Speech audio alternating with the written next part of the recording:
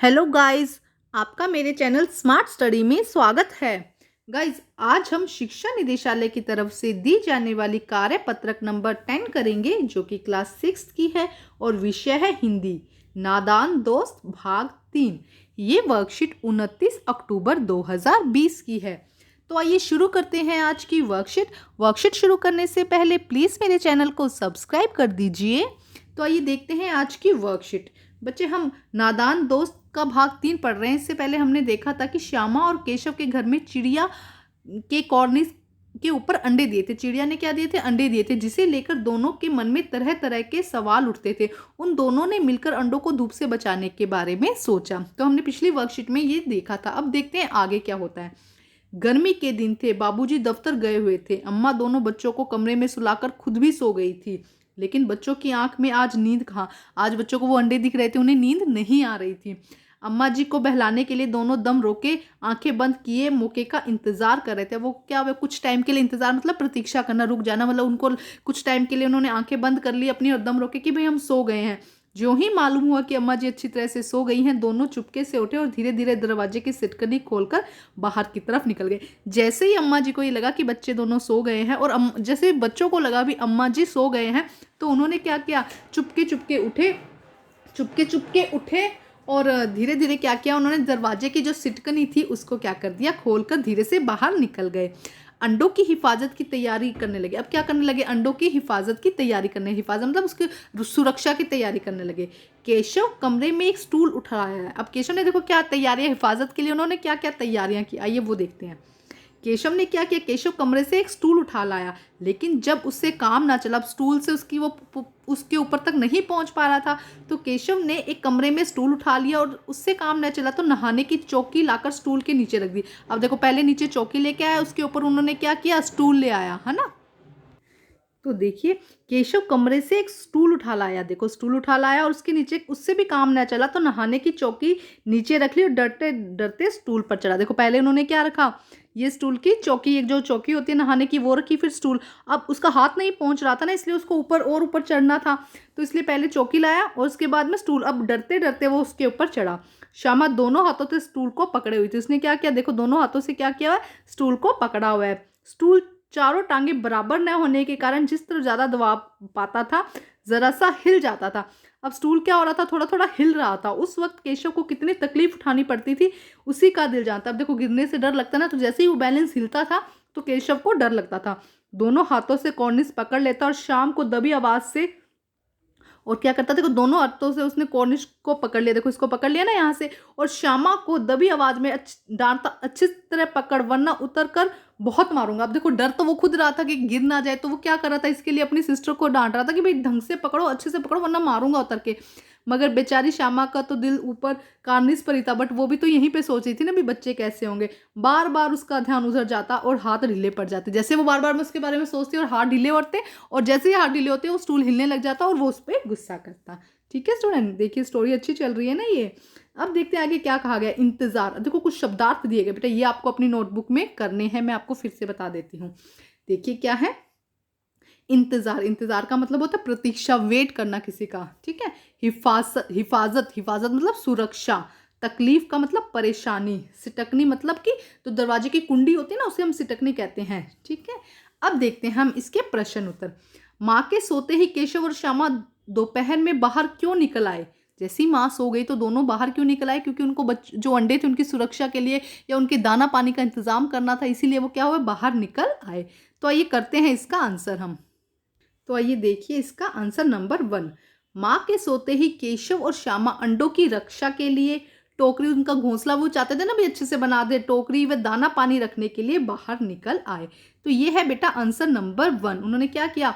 जैसे ही पहले तो उन्होंने सोने का झूठा ड्रामा किया, भी हम सो गए हैं। जैसे ही वो सोए, उनकी मम्मी को लगा कि बच्चे सो गए हैं, इसलिए मम्मा भी सो गई उनकी। तो क्या लगा? माँ के सोते ही केशव और श्यामा अंडों की रक्षा के लिए टोकरी व दाना पानी रखने के लिए बाहर निकल आए। अब हम करते हैं प्रश्न नंबर 2। देखिए, केशव और श्यामा ने अंडों की हिफाजत की तैयारियां कैसे की? कैसे उन्होंने जो उनकी तैयारियाँ थी, देखो वो स्टूल लेकर आए, नहाने की चौकी लेकर आए, उसके ऊपर चढ़ा कार्निस के ऊपर, फिर लास्ट में क्या किया उन्होंने, लास्ट में उन्होंने किया जो अंडे थे उनको एक गद्दी के नीचे, कपड़ों की गद्दी बना के उसके नीचे रख दिया, जिससे कि ये सॉफ्ट हो जाए, मतलब उनको आराम, उनको तकलीफ ना हो, जो अंडे हैं उनको तकलीफ ना हो।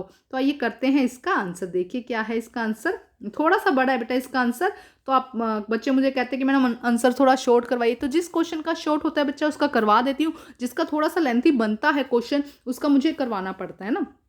तो देखिए क्या आंसर होगा, अंडों की हिफाजत करने के लिए केशव कमरे से एक स्टूल और नहाने की चौकी उठाकर ले आए। क्या लेके आए, एक तो स्टूल ले आए थे और नहाने की चौकी उठाकर ले आए, और स्टूल पर चढ़ गया। श्यामा ने उसे दोनों हाथों से पकड़ा हुआ था, श्यामा ने स्टूल को क्या हुआ था, दोनों हाथों से पकड़ा हुआ था, लेकिन स्टूल बार बार हिल जाता था, जिससे कि उसको बहुत तकलीफ उठानी पड़ती थी। फिर उन्होंने एक कपड़े की गद्दी बनाकर अंडों के नीचे रखी। ठीक है बेटा, एक बार फिर समझा देती हूँ।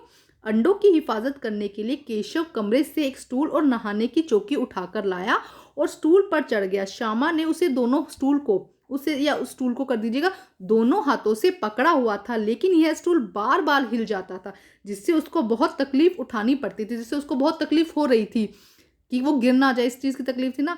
फिर उन्होंने कपड़े की एक गद्दी बनाकर अंडों के नीचे रख दी। बाद में क्या किया उन्होंने, एक कपड़े की जो गद्दी है वो बनाई और उसके नीचे अंडों के नीचे उठाकर रख दी थी। आइए अब देखते हैं प्रश्न नंबर 3। आपने भी घर वालों से छुपकर कुछ काम किया है, ऐसे किसी भी अनुभव को लिखिए। तो बेटा आपने कभी कोई ऐसा काम छुपकर किया है कि जिससे आपको, जो आपके घर वालों को ना पता हो, तो यहाँ पर उसके अनुभव को लिखना है कि आपने जब किया तो आपको कैसा लगा या आपने क्या काम किया ऐसा। ठीक है, तो मैं एग्जाम्पल के तौर पर आपको एक दिखा देती हूँ कि आप इस तरह से लिख सकते हैं, लेकिन आप एग्जैक्ट वही लिखेंगे जो आपका अनुभव होगा। ठीक है स्टूडेंट्स, तो आइए देखते हैं क्या होगा बेटा। हाँ, मैंने भी अपने भाई के साथ मिलकर घर वालों से छुपकर वीडियो गेम खेली है, क्योंकि उस समय वीडियो गेम दुकानों पर खेली जाती थी। हमारी मम्मी उसे खेलने से मना करती थी। तो देखो क्या है, मतलब आप लिख सकते हैं कि छुपकर बहुत वीडियो गेम देख खेला है, मोबाइल में गेम खेले हैं मम्मी से छुपकर, कि मम्मी ने कहा भाई इतनी देर मोबाइल लेना है, इससे ज़्यादा मोबाइल नहीं लेना, तो हमने छुपकर क्या खेला है, वीडियो गेम खेला है। लेकिन क्या लिख सकते हैं इसके अंदर, आप देखो कि मम्मी तो मना करेगी ना वीडियो गेम खेलने के लिए, तो हमारा मतलब डर डर डर लगा इस चीज़ को कि मम्मी तो एक्चुअल में मना करेगी। देखो तो इसका आंसर आप इसमें थोड़ा सा ऐड कर दीजिए, थोड़ा सा रिमूव कर दीजिए, कम कर दीजिए, वो आपके ऊपर है बेटा। ठीक है, हाँ, मैंने भी अपने भाई के साथ मिलकर घर वालों से छुपकर बहुत वीडियो गेम खेली है, क्योंकि उस समय वीडियो गेम दुकानों पर खेली जाती। चाहिए इसको ऐड मत, ये मत लिखिएगा। ठीक है, इसे इतना ही लिख दीजिएगा कि हाँ, मैंने भी अपने भाई के साथ मिलकर घर वालों से छुपकर बहुत वीडियो गेम खेली है, और हमारी मम्मी उसे खेलने से मना करती थी। मम्मी क्या करती थी, मना करती थी ना, ज़्यादा गेम मत खेलो, पढ़ाई करो, है ना। तो ये तो अनुभव था कि डरते डरते खेला है, हमने भी बहुत वीडियो गेम छुपकर डरते हुए खेला है। आइए अब हम करते हैं प्रश्न नंबर 4। देखिए क्या लिखा है प्रश्न नंबर 4। जब आपने घर वालों से छुपकर कुछ काम किया हो तो बताओ कि ऐसे में तुम्हारे मन में क्या क्या सवाल उठे। जब आपने कोई काम छुप कर किया है तो आपके मन में क्या सवाल उठेंगे कि जो काम छुप कर रहे हैं कोई देख ना ले, डांट ना पड़ जाए, मम्मी गुस्सा ना करे, पापा गुस्सा ना करे, यही सवाल होंगे ना अगर हमने कोई काम छुप कर किया है तो, है ना। इसलिए देखो बच्चे, अपने पेरेंट्स से कभी भी कुछ छुपाना नहीं चाहिए। अपने पेरेंट्स को, मम्मी को, पापा को अपनी हर बात बतानी चाहिए। आपको कोई प्रॉब्लम है या कुछ भी दिक्कत है तो अपनी मम्मी पापा के साथ में आपको ज़रूर शेयर करना चाहिए, और कभी भी उनसे छुप कर कोई काम नहीं करना चाहिए, क्योंकि आपके पेरेंट्स जो आपको सजेशन देंगे वो हमेशा क्या होगा, एकदम सही होगा आपके लिए। ठीक है, तो आइए देखते हैं इसका आंसर बेटा। हाँ, जब मैं घर वालों से छुपकर यह काम करता था, मतलब यहाँ पे लिख दीजिएगा वीडियो गेम खेलता था, तो मेरे मन में बहुत सारे सवाल उठे कि कहीं मम्मी को पता ना चल जाए। सबसे पहले तो क्या, मम्मी को पता ना चल जाए, यहाँ पे कर दीजिएगा, क्योंकि अगर उनको पता चल गया तो हमारी ज़्यादा पिटाई हो जाएगी। अगर मम्मी को पता चल गया तो मम्मी क्या लगाएंगे, चांटा, है ना।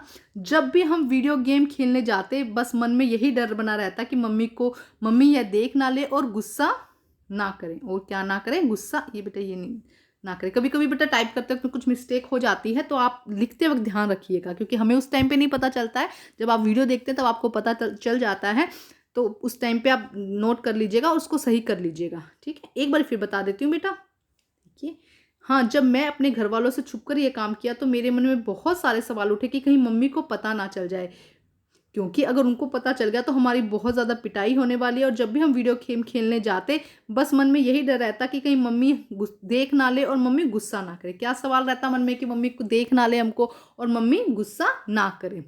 आइए देखते हैं नेक्स्ट क्वेश्चन बेटा।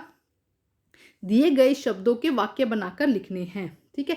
इंतज़ार, मैं तुम्हारा इंतज़ार कर रहा था। आपको क्या लिखना है यहाँ पे, वाक्य बनाने हैं। ये शब्द दिए गए हैं, ये क्या करने हैं आपको, वाक्य बनाने हैं। जैसे कि देखो, इंतज़ार, मैं तुम्हारा इंतज़ार कर रहा था। हिफाजत, माँ अपने बच्चों की हिफाजत करती है। माँ क्या करती है, अपने बच्चों की हिफाजत करती है। तकलीफ, मेरे मेरे पैर में चोट लगने के कारण मुझे बहुत तकलीफ हो रही है। मेरे पैर में, मतलब देखो आपको वाक्य प्रयोग करने, आपको पता ही है, ये वाक्य आना चाहिए, ठीक है, ये शब्द आना चाहिए, सॉरी, हिफाजत। ये देखो, ठीक है, आप इसकी जगह कुछ और शब्द बनाइए कि मेरे पैर में चोट लगने के कारण मुझे तकलीफ हो रही है, या कुछ भी जो आप बनाना चाहें, ठीक है। नेक्स्ट देखिए, सिटकनी, दरवाजे की सिटकनी लोहे की बनी हुई है, या दरवाजा की सिटकनी को बंद कर दो, है ना, कुछ भी अपनी तरफ से बनाइए। ये सिर्फ आपको एग्जाम्पल के तौर पे कि आप इस तरह से कुछ बना सकते हैं, ठीक है स्टूडेंट। तो बेटा आज की जो वर्कशीट है वो आपकी कंप्लीट होती है। वर्कशीट कंप्लीट करके अपने टीचर से चेक कराइए, और प्लीज़ मेरे चैनल को लाइक कीजिए, सब्सक्राइब कीजिए और शेयर कीजिए। Thank you students.